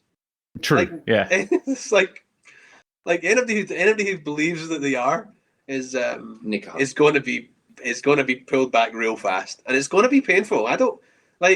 You don't know. See, the other thing is you don't know the ability of that man, that man's ability to cope with the shit that he's getting now, right? And he's brought it on himself, but you don't know, like how some people just will let it, like a Trump. There's nothing you could say to Trump that would ever make him. You could never hurt the man's feelings, right? True. Yeah. Right, but you'd no idea about individuals, so there is a level where you probably should rein it in. But I mean, I think. It's like you have to go for them, then just to call. You have to call it out anyway. It has to be called out. And I think calling out. Sorry, Brendo, you go. So all I was going to say is like that Simpsons episode with Darryl Strawberry, the baseball team one, and they're like Darryl Strawberry, the baseball player, and they're just calling out Darryl, and then he's like, Marge goes, that's a bit mean, and Lisa says, oh no, look, they're professionals. It's just like water off a duck's back, and then it cuts to Darryl Strawberry, and he's standing there and just goes. And wipes a tear from his eye. No, not to but that's a valid point. It is, and I was going to say that the toxic maximalism should be focused on the actions rather than the person, if that makes sense. Yeah. So to say to Nick, it's not that there's something wrong with you personally. It's the We fact hate your that mustache. yeah, it's not that exactly. So- we have kind of like ragged on him a bit personally in this, but like That perhaps was me. That was me. I did that. I'm Yeah, sorry. I know like, I did too. I accepted was that. I was mentioning the Great. face, the blue steel face as well. But it's Yeah. a shit mustache. But It is- anyway, It is like none of it started there though. Like no one was going after Nick Carter because of the way that he looks or because of the way that he talks No. or something like that. It was more No. so the fact that what his VC fund is investing in, the way that he then was quite contrite in the whole thing, no apologies, and instead doubled Yeah. down and went after everyone, starts defending proof of stake, starts saying, maximalism is dead, blah, blah, blah. It's all that stuff. Like people targeting the actions, I think Yes. is very appropriate because then at least the person can sort of step back from that and say, like, no one's criticizing me personally, or they kind of Yeah. are, but like they're criticizing the stuff that I'm doing, which I can change. I can do things differently. And all of a sudden, the world can heal again kind of thing. Yeah. yeah, it is weak to go after the individual, and that's a weakness in the person who's doing the going after, right? And I'm Yeah. guilty of it, right? And it's, I've it's never hard. seen something from you that goes, your ass is flat. You know what I mean? Like something personal. I say that behind your back. It's true. I have no ass. Yeah, no, I don't know. But it's hard though. We're all pretty weak generally. We just need to try and be better. And look, with humor, I think we kind of end up going there with humor in terms of like paying out someone's mustache or something. Like I don't think anyone really cares about Nick's mustache that much. Like it's a pretty, I don't know, The surface memes. level. I mean, the guys that are good at the memes are brilliant, right? Like, yeah. Like you could do 4,000 pods and not get the message across that one meme got across. Did you see the So meme? true. I saw a meme today where that one where it's the tombstone headstone, and there's a guy like doing the peace sign in front of it. Like the guy did it. It's and the tombstone says Bitcoin maximalism, and it's the same guy, but all they've done is drawn two little caterpillar mustache on the guy. You still get back in again. That's funny. But what it's the this is my sort of Michael Jackson theory, right? Yeah. Like he's a great music. He was a great musician. You don't send your kids round for a sleepover. Yes. Right? Yeah, exactly. So That's because he went to Neverland as a child. yeah. So Yeah. but I'm like, am I wrong on that? Like, are you still allowed to like the music? Not Once- online. Not once- online, you're not. If you publicly You say should- that you like the music, you'll get destroyed. Oh yeah, I'm sure, Mm. but I wouldn't care. No, But- exactly. But are you like? Yeah. Should you take a bigger stance Mm. on somebody who has, probably done something pretty awful, and just say, well, everything he's associated with is not for me now, or should you just like, oh no, I like the music, I'll sing along, but just not send the kids on a sleepover?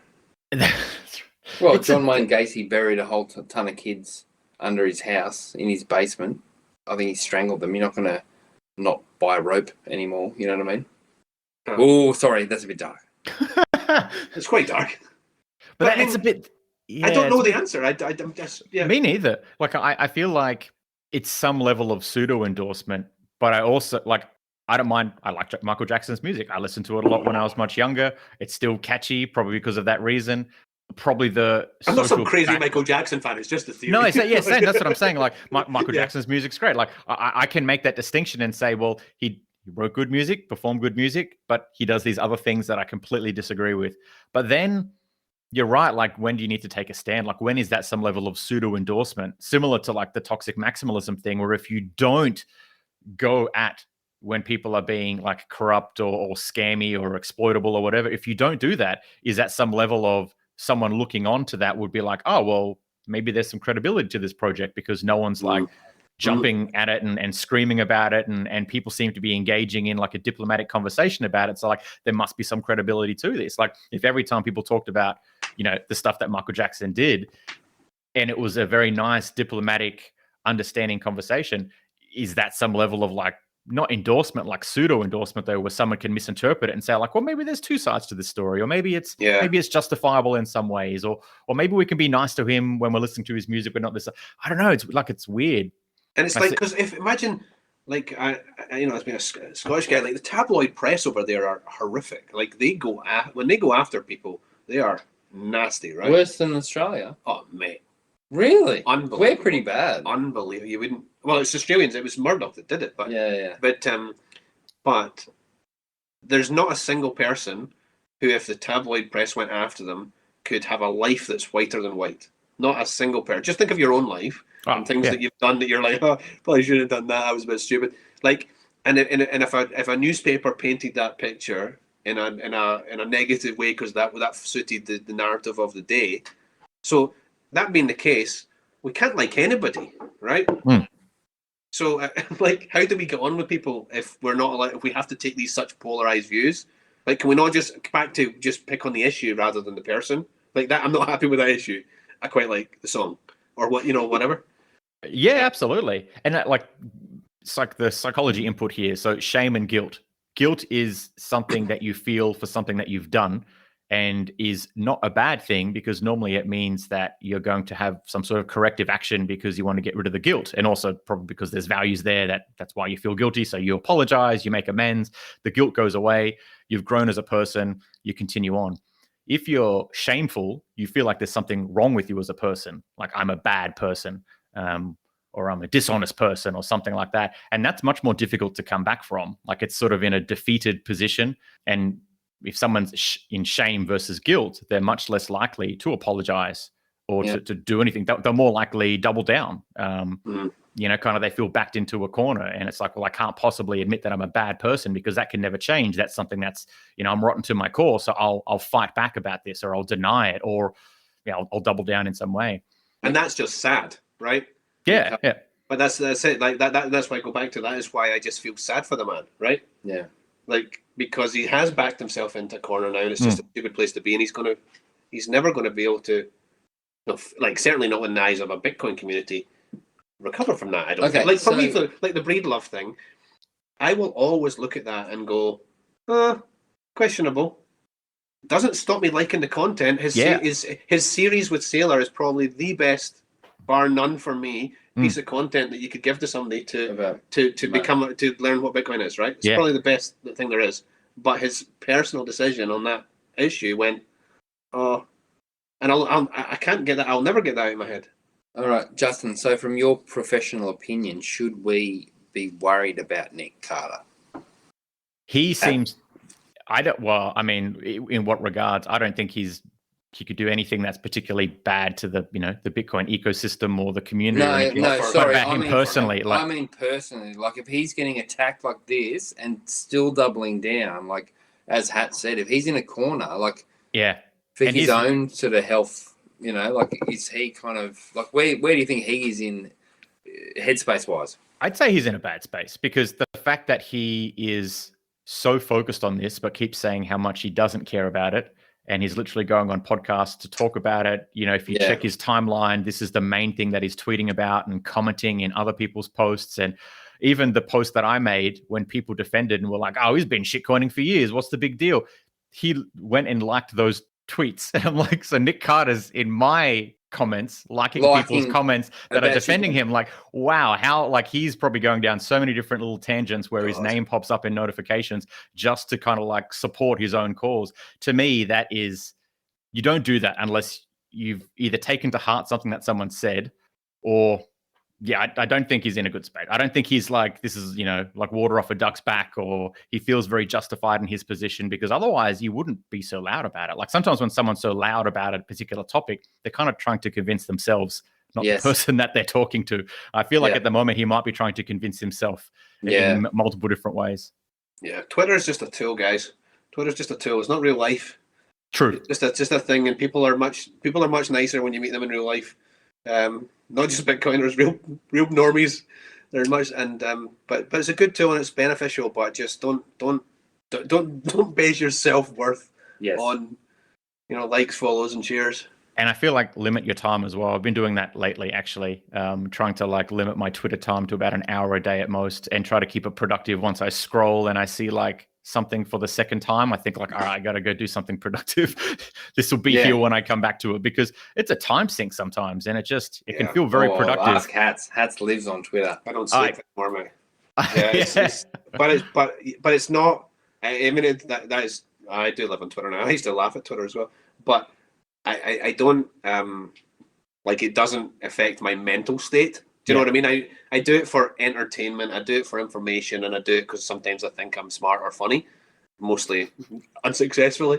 But like I'm not going, oh my God, how's my Twitter going? Like that's a dangerous, and I think it's particularly dangerous for like I'm a dad, and it's particularly dangerous when you see, young kids that are sort of into it too, and they haven't had the opportunity to develop, fully and to understand that isn't their self-worth. True. Like it's just an app on a computer. It's not life. And that applies to 55-year-old men as well. Like there's plenty. Docs, Hats is 55. Yeah. Pass it on. Like, he couldn't be 55. You don't look 55. Oh, that's lovely, but he is.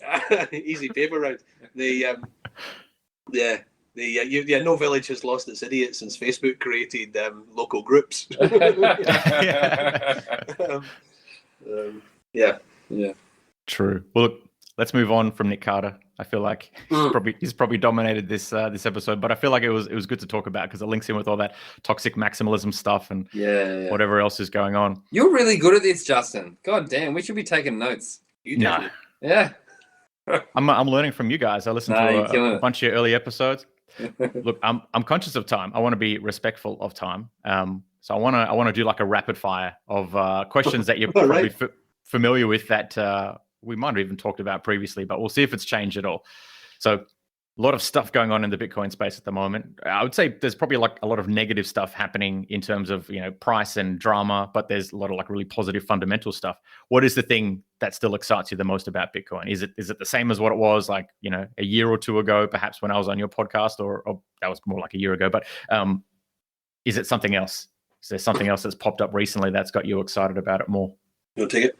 You go first. So I've got to think. I mean, there's a thousand developments on Lightning. It's very, very interesting. But to be honest, I spend more of my time on the other side of the equation, on the fiat macro side of the equation. I spend more of my time watching things collapsing on the other side because that tells me how quickly it's going to come on the side I care about.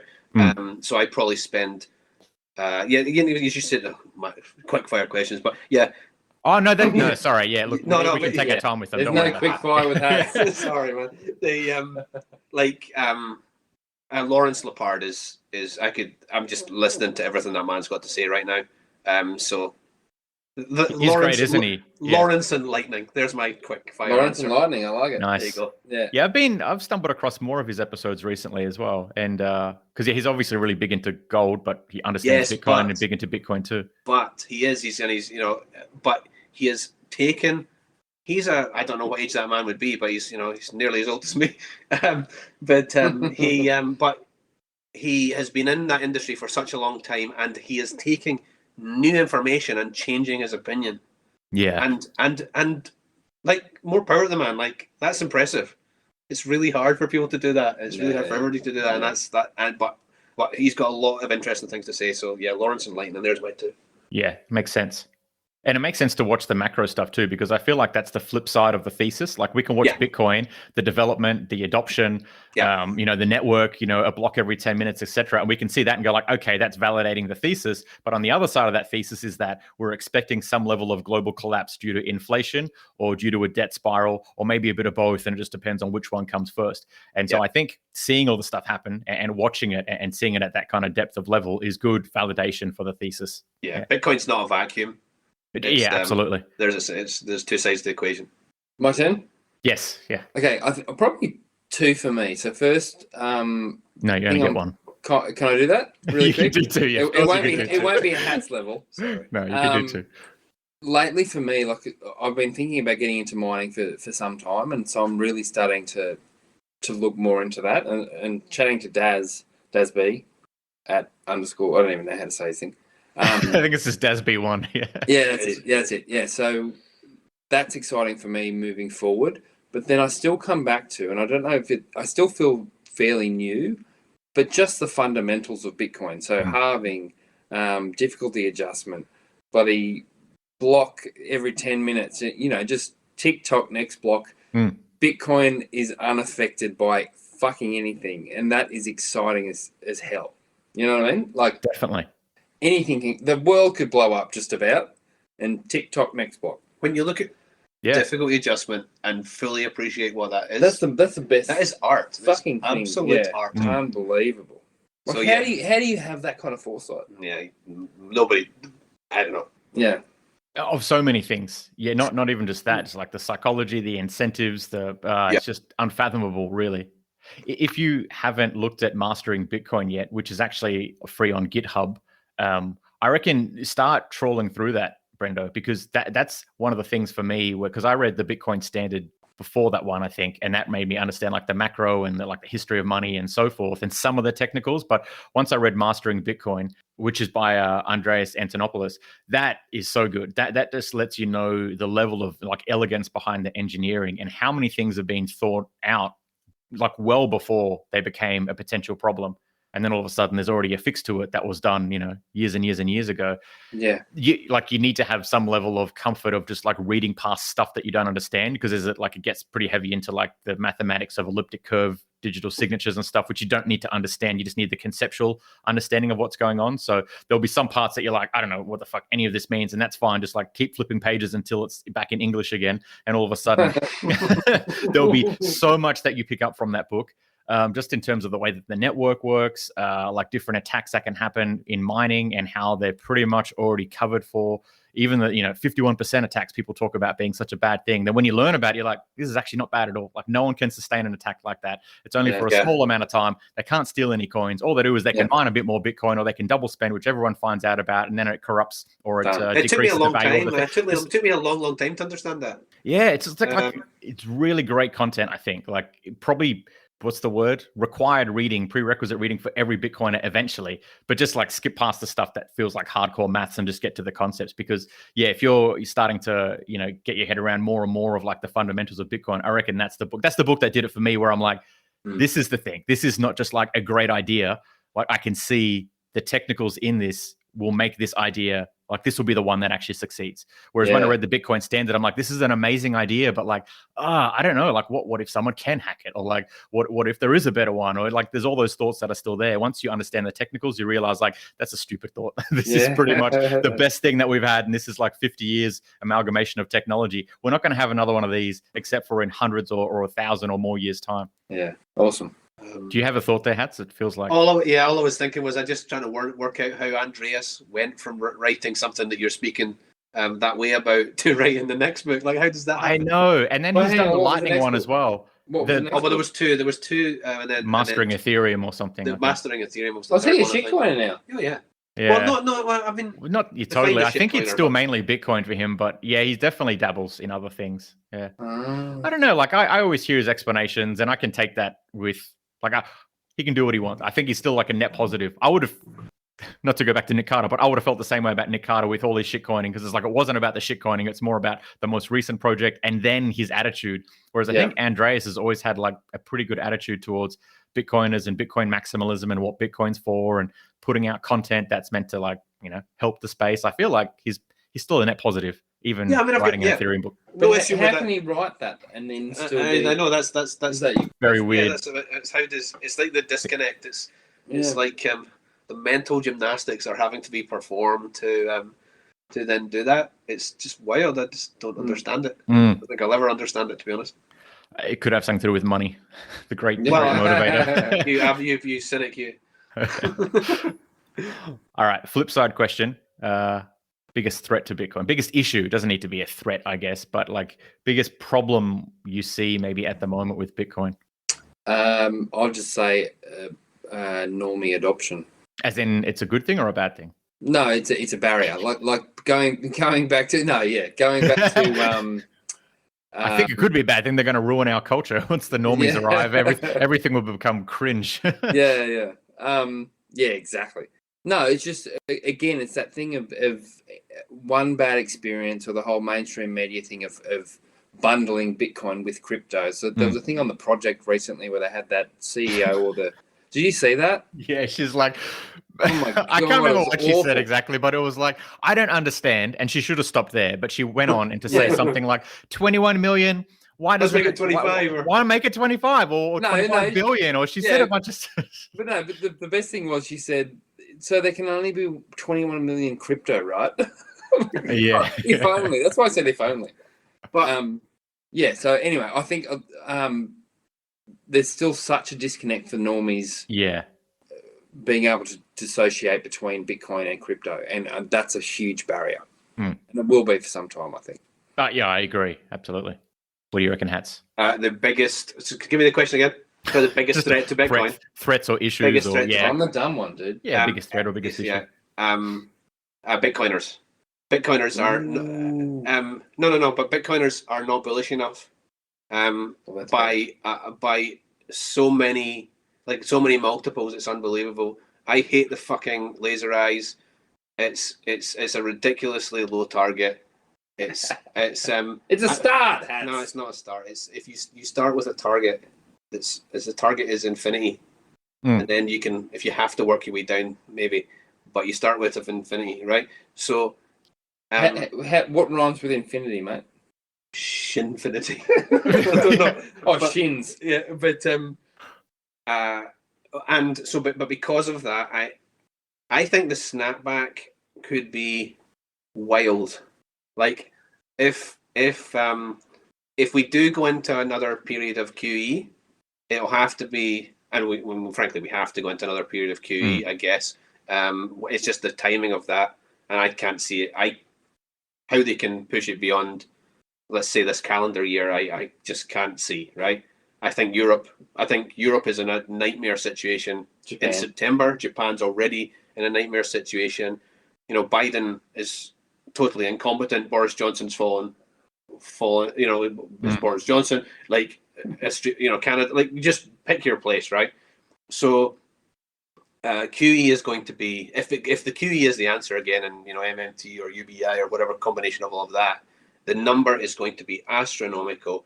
The flood into Bitcoin is going to be massive, and most businesses, Bitcoin businesses, including yours, are not ready for it. So agreed. The problem, biggest threat to Bitcoin is Bitcoiners and their businesses. Fucking nice. And I think even so is that hoping enough for you? Oh man. No, I think you're right. Like, Bitcoin is not being bullish enough, because if you think, 100K, incredibly low target in the first place. But not only that, you can see that things have kind of devolved a bit in the last few weeks or the last month, especially as the price has gotten down. And that's because I think people are overstretched financially. People that maybe don't have as much hopium. So there's a lot of infighting going on. I mean, even the fact that people will be putting money into like BlockFi or Celsius or Voyager for like, I don't know what percentage that they were getting, 5% or something interest. It's not a whole lot. You know, if people were really bullish on Bitcoin and went, this thing's going to $1 million, this thing's going to 2 million or more, you wouldn't be putting it in to a 5% return. You know what I mean? You would be holding it because you would be so fearful that you're not going to get it. And you would think 5%, who cares about 5%? Like the ridiculous amount of multiples that you'll get just from holding it and doing nothing with it. You're right. I feel like Bitcoiners are probably not bullish enough. And you can see it from some of the decisions leading up to this deleveraging, and also the way that, you know, Twitter is kind of devolving during the deleveraging. Like, just run the numbers, people. Like it's 273,000 Satoshis. For if you divide the population by. I did that today. Coins. I did that today for a mate. So I've just orange pilled a mate who I've been hassling for ages. Yeah, I literally did that calculation. I got 225,000, but I did 18 million coins for the potential lost coins. But anyway. Okay, so then you did the potential lost coins, and then you did the coins that are just remaining, right? So what are we now? 19 point. I've got to think 19.1 or something. I should know. About that, yeah. I only do it every day. But so like something. So let's say what are we talking? Less than 2 to go. Like do that. Divide that by 8 billion. The number is like 22,000 sats. It's like $10. It's less. It's $5. No, it'd be like $7. Right? 7, something like that. So 7 to be average in the future, people. You need to buy $7 worth of Bitcoin today. Just to be average. To be average. You want to be better than average, be better than average. And there's going to be a lot of people want to be better than average. And when the millionaires come knocking, you're not getting it. Yeah. Because the exchanges are going to go, what's the incentive for the exchange at that point? They're going to go, okay, guy with $10 million or whatever, I'm taking the fee on that, and I'll hold in Bitcoin, whatever, but and I don't care about norming at this point. I'm taking the fee from rich man. And that's what happened. So to get ready, Normie. Like, get ready. I mean, honestly, I can't get across how bullish I am.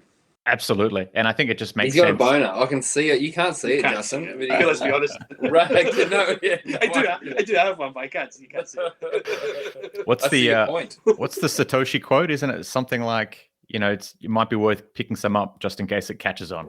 I feel like anyone who's not into Bitcoin now should at least just go like, I'll just put $10 in. I'll put $50 in and be like way above average. No one's going to miss that. The majority will not miss that. And I think it's just a smart thing to do. $50 should be, 8 times better than the average man. If you're 7 times better than the average man in the future. That's it. That old thing of, like buy yourself an education, $50 for an education in Bitcoin, because if you're invested in some way, you'll start reading. At least be more interested than you were before. Definitely. That tends to be the threshold, I reckon, in terms of orange pilling. Like now the go-to is just like give people a bit of Bitcoin or if anyone's keen to buy some, as soon as they have, they're going to be on their own little kind of tangent that you just need to support every once in a while. It's less about convincing. Yeah. Any final topics that you thought we were going to talk about that we didn't? Or any questions or anything to finish up? Are you enjoying this? I don't mean this. I mean the pod. Yeah. Are you enjoying it? Absolutely. Yeah. Some of the stuff that we reflected on earlier is pretty accurate, where I'll sometimes have thoughts of like, has it all been said? Is there anything that's going to be useful that comes out of this? But look, I get feedback from people. I get requests from people, which makes me think, okay, people are listening. People are finding this useful. And the conversations are always fun.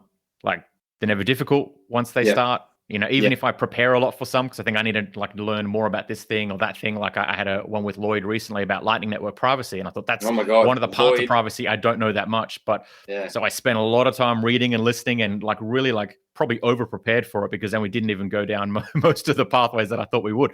But once the conversation started, it just flows. It's just a nice conversation. I'm learning stuff. You're connecting.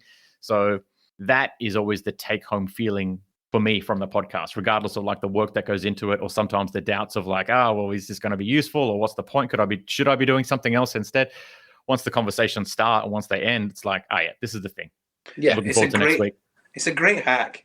It's a great hack because just selfishly, you to get the chance to speak to people to actually set aside, a couple of hours a week to speak to somebody you genuinely want to talk to. You probably wouldn't get the chance to otherwise.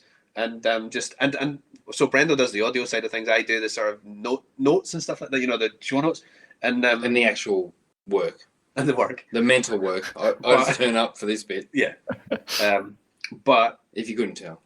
But when I listen to it back, it's probably when I listen to the guests, because when you're doing it, you're sort of concentrating on the conversation in a way. You're not fully comprehending everything they're saying. The best bit for me is listening to the pods back to the not our ones. They're never teach me anything. But with the guests, it's like, I didn't really think of it that way. Yeah, it's amazing, isn't it, that happens? Because I have many times where I think that I'm on the correct train of thought with the person, and then I'll listen back to it, and I'm like, they meant something different there, and I'm just totally just took this, not like a total 180, but I just took this a real different direction to what they were talking about. Yeah. But whenever, because sometimes I'll follow up, especially if I feel like, look, they were doing a bit of a deep and meaningful thing there and I've misinterpreted. When I've apologized, people have gone like, no, I didn't even notice that. It just felt like a normal conversation. It's like, good, I'm glad, because I don't want to be offending people or just ignoring what they're saying. But it feels like you're right there in the middle of the conversation till you listen back and you're like, I was sort of having a different conversation, I think.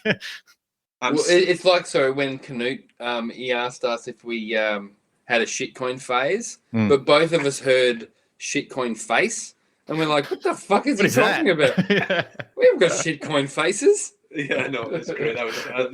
There's going to be things that, well, listen, we're either right or we're wrong, right? It's binary. Yeah. So let's hope we're right. I think we're right. It's going to be wonderful to years gone by, stroking your own ego, going back listening to what the hell did I think in 2021 or whatever it would be, and going, oh my god, I was so stupid, or that kind of, or that was totally right. Why did I not back myself more? I was totally right. Why did I not trust my gut more? But yeah, that's going to be fun. But definitely, and hopefully, you drag a few people along with you. That's the hope.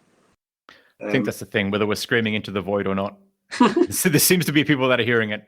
But there's other people screaming. At least now there's other people screaming. I was 3 years, just listening and watching. And there wasn't much to listen to back then because there was no real pods, not really. It was just kind of YouTube, and now YouTube is shoved in with crypto. Like, so, and can only imagine what it was like for guys that were not technical prior to like 15. Like where they were getting their information, I've got no idea. True, we're spoiled for it now. So basically, everybody had to be technical. Yeah, exactly. Kind of. Yeah. Yeah, everybody gets the price they deserve, right? But yeah, no, I'm good, man. I got nothing else. No, I'm good. I'm good. Stop being so good. Damn you. Stop being so good. I'll bring it down. You did a great job, mate. Really enjoyed it. No, thank you guys, and it's good to kind of like close the loop, so to speak, and have you on. Can we call this the circle jerk? Is that what yeah. Okay?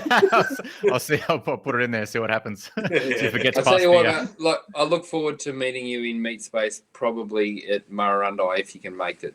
Yes, yeah, I can't go to Yeppoon, unfortunately, but Yeah, Murrurundi is definitely more accessible, and Beechworth's a definite, and Murrurundi I think is it's doable for sure. Awesome. Yeah, likewise, it's kind of wild that people that you have these sort of conversations with people that you've spoken to like twice or three times in your life.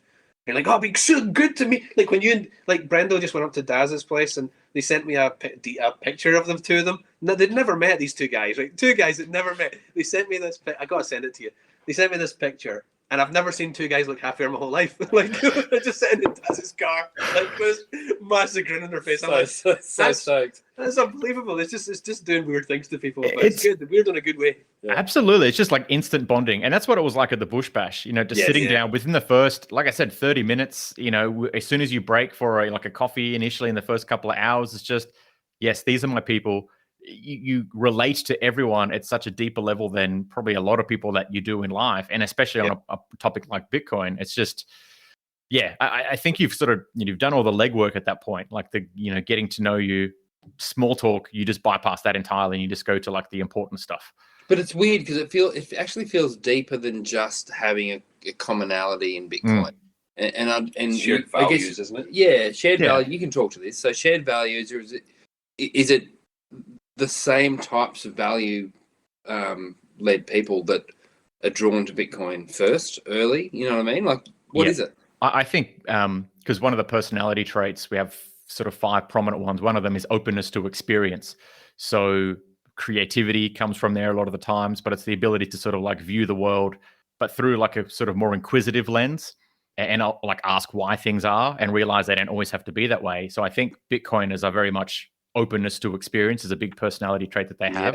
Yeah. But a lot of Bitcoiners have that vibe of like wanting personal freedom and wanting things like smaller government, for example, or less people with control over their lives, whether it's smaller government or just more autonomy in their work or something like that. I feel like a lot of us sort of bond at that level. It's not just like we're all into Bitcoin as an investment, because I don't think when people go to like meetups about gold, or even, to be honest, sometimes, meetups maybe about, shit coins, they might not have that same level because they're there for an investment. They want it to go to the moon, and everyone wants to get rich from it. But at the same time, they're not really bonding at that level of personal responsibility or, Austrian economics, libertarianism, that sort of thing. I feel like that Bitcoiners have that. That's why they kind of click a lot faster.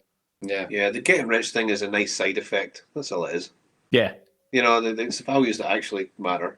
Absolutely. That's who the people that last. If they don't make bad decisions, that's who they stand the test of time. So you end up surrounding yourself just naturally with those people. That's right. Or we all die together. Or we all die. Yeah, we all sink. we all sink on the sink right or ship. Die. Yeah, right or die. Well, that's the thing. You came for the gains and then stayed for the revolution, which is people, strong community, strong values, sticking together, win or lose. That's it. But the people need to value the I know this is twee, but the journey, like there is going to come a time, I believe, that this is going to be just the normal, right? Yeah. And I don't think it's so far away. I really don't. Like it's not next week, but it's I don't think it's 40 years like other folk would maybe say. So this is fun.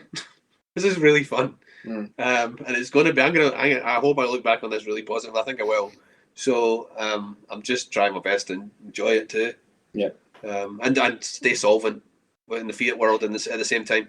Yes, exactly. Enjoy yourself. Don't take any big risks. But keep stacking Bitcoin, I think. You're right, because there's limited time. Exactly. Pleasure, right, man. Thank you very much for your time. Thanks, everyone, for listening. If you liked it, share it around. If you listen on any podcasting apps that you can do reviews on, both for 2-Bit Idiots and this podcast, you should leave some reviews, 5 stars, 6 stars if it's possible out of 5. Otherwise, thanks for listening, and until next time.